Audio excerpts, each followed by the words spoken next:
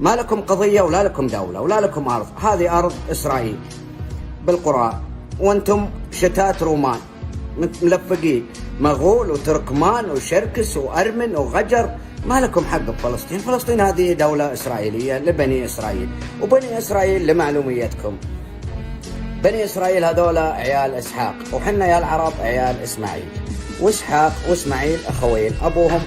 الله جات منكم وقلتها بنفسك معترف. الله على كلام ذي الدافع به على كلاب صهيون. بالله يا أحرر ذي الكلام وين بايصطرف؟ وهل هذا هو قول مسلم ولا يهودي؟ ما يقول به مجنون. افتح عقلك وفكر يا محترف، وقبل ما تكلم انتبه لا تقع لك ضربة بالعيون.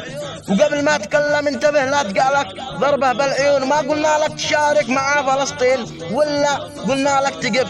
واعلم الرصاص على كلامك ذيه يهون، وتسلم على نصيحتك. واحنا وغزة يد بيد بنقف ضد من ما كان يكون، وامريكا تلتقف منا هزايم تلتقف.